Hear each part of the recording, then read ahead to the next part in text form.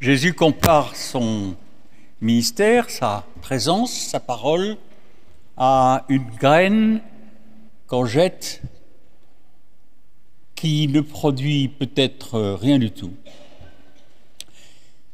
et qui produit peut-être au centuple ce que les agriculteurs les plus enthousiastes n'ont jamais imaginé de leur vie. Un petit battement d'aile d'un papillon lointain dans la province si lointaine de Palestine, ignorée de tout l'Empire, petit battement d'aile de rien du tout, qui produira peut-être quelque chose ou rien du tout, un petit mouvement sympathique et heureux qui surgissait autour de Jésus de Nazareth, rabbin juif obscur, prédicateur ambulant sur les chemins de Galilée, dans cette partie lointaine et méprisée de l'Empire. Il avait pardonné les péchés d'un paralysé qui n'avait pas émis de repentance. Sans attendre le grand Yom Kippour de la repentance, il avait dit: le poids de ton péché ne pèse plus sur toi. Les pharisiens avaient été choqués et le paralysé avait reçu aussi ses jambes en nouveau et s'était éclaté dans sa maison dans une nouvelle vie. Petite chose vite oubliée là-bas en Galilée, détail insignifiant dans la vie du monde. Il avait dit devant ceux qui voulaient lapider la femme adultère que celui qui est sans péché jette la première pierre contre elle. Et tous avaient dit: ouh là là, la journée de fer commence, j'aime mieux que ce soit sans moi. Ils avaient abandonné leurs pierres et étaient partis. Personne ne l'avait condamné. Petit détail insignifiant, pas insignifiant pour la femme, mais insignifiant tout de même, qui se trouvait là, dans cet immense empire. Il avait dit: ce qui rentre dans la bouche ne souille pas, c'est ce qui en sort qui peut souiller un homme. Et tous ceux qui avaient l'habitude de manger cachère, de manger pur, avaient trouvé une sorte de libération dans cette liberté retrouvée. Plutôt une parole qui sort, qui souille, plutôt que ce qui entre dans la bouche.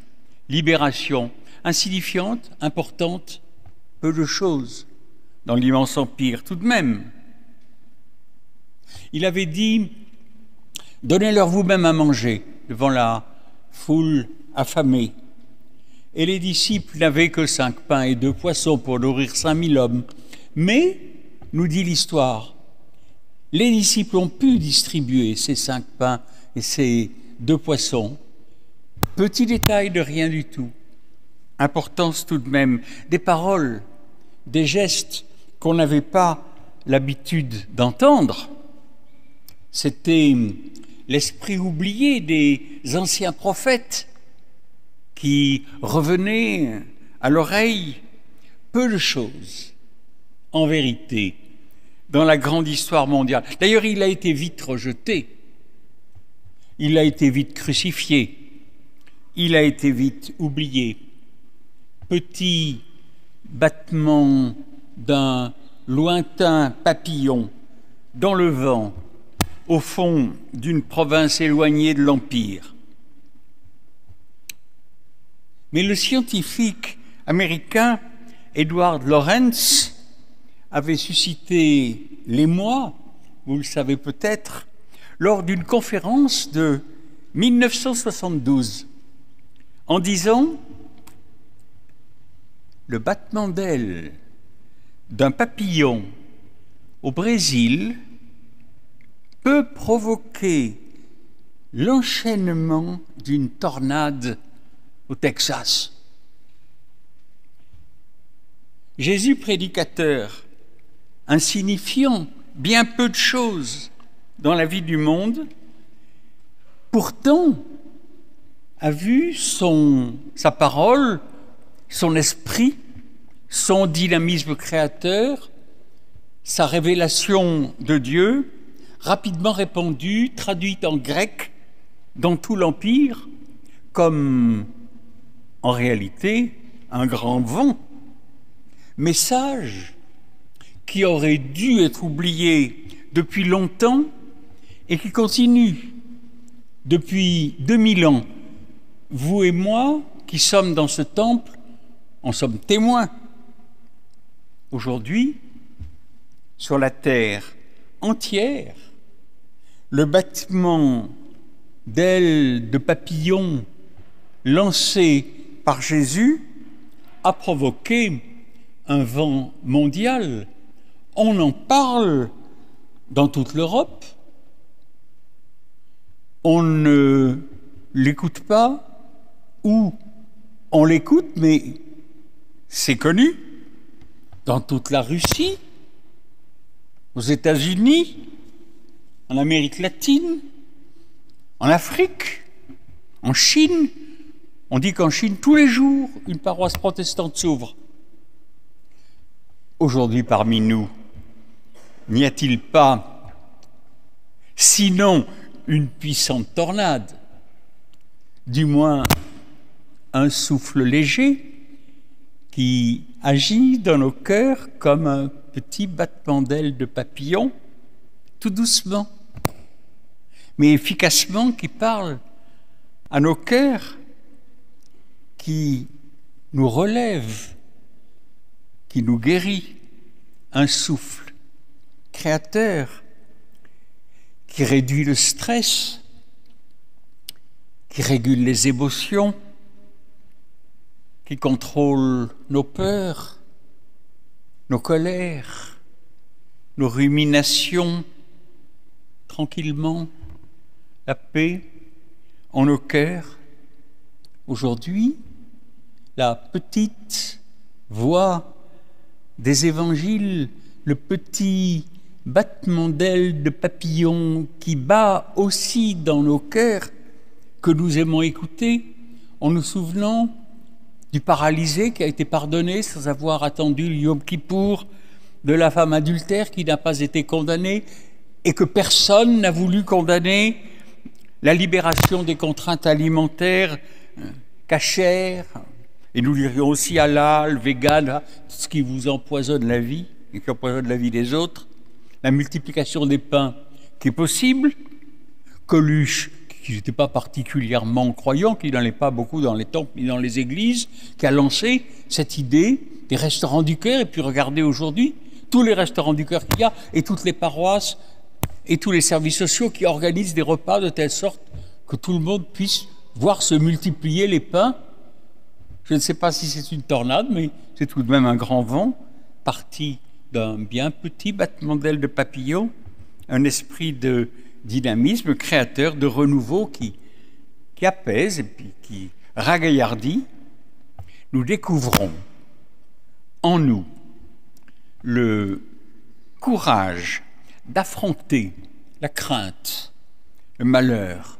Au milieu de toute obscurité brille une petite lumière obstinée, méditation apaisée, tonifiée par cette présence de Dieu, un élan de vie, d'amour bienveillant, d'altruisme, de compassion, rejet de l'égoïsme instinctif aux besoins des autres, ouverture à la joie de l'amour universel, de la fraternité créatrice, plénitude de la vie, une petite voix, une petite graine qui donne le centuple,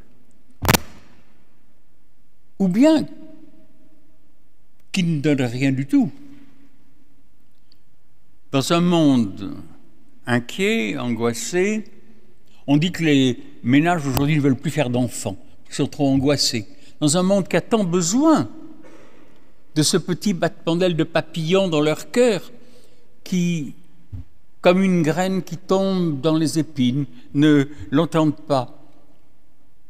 Paul avait bien dit, n'étouffez pas l'esprit, n'étouffez pas l'esprit. On peut étouffer l'esprit. Les épines peuvent étouffer la graine. Le petit battement d'ailes de papillon peut disparaître dans la tornade. Et remarquez, lorsque nous entendons parler de ce que le Christ a fait, souvent, très souvent dans nos familles, dans nos amis, à la télévision, on entend dire oh, la religion, non, la religion, non. La religion, d'abord, c'est tout ce qui est interdit. La religion, c'est l'homosexualité, c'est mal, le mariage pour tous, c'est mal, l'IVG, c'est mal, le divorce, c'est mal, je ne veux pas de religion. Mais ce n'est pas tout à fait ça que Jésus avait révélé. Ou bien, on entend dire la religion, c'est des histoires surnaturelles, absolument incroyables. J'ai entendu une actrice interviewée à la télévision qui a dit « Moi, je suis très croyante ». On lui a dit « Que croyez-vous » Elle a dit « Je crois que Jésus marchait sur l'eau ». On lui a dit « Et pourquoi marchait-il sur l'eau » Elle a dit « Pour faire la pêche miraculeuse ». Au fond, elle n'avait absolument rien compris. Ce n'était pas du tout cela que Jésus avait montré. Les gens disent Jésus qui serait né miraculeusement, ressuscité corporellement, c'est non crédible. Mais ce n'est pas tout à fait ça, le petit battement d'ailes de papillon qu'il avait introduit en Galilée.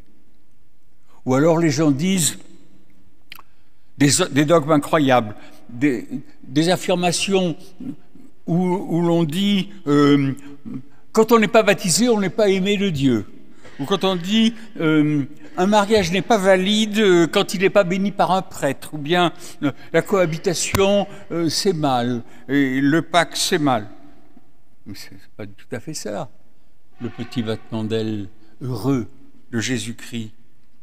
Ou bien les gens disent, ce sont des épines qui étouffent les graines, l'idée que Dieu se préoccupe de sexe plus que de la qualité de vie des gens, c'est absurde.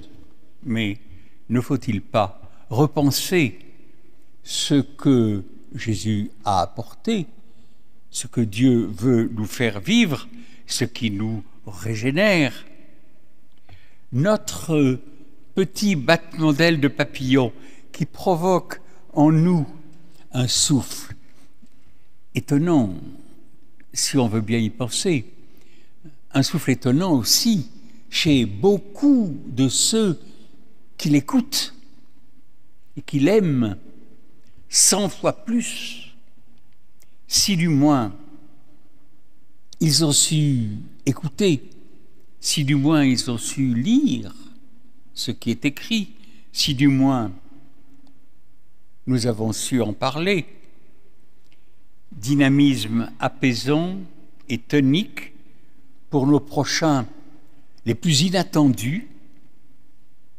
Nous ne sommes nous-mêmes que bien peu de choses, comme ce lointain juif de Galilée, vite crucifié, notre Seigneur pourtant, mais notre propre petit battement d'ailes de papillon en 2025 à Paris transmet néanmoins cette présence heureuse de Dieu, tonique et apaisante. Béni soit-il. Amen.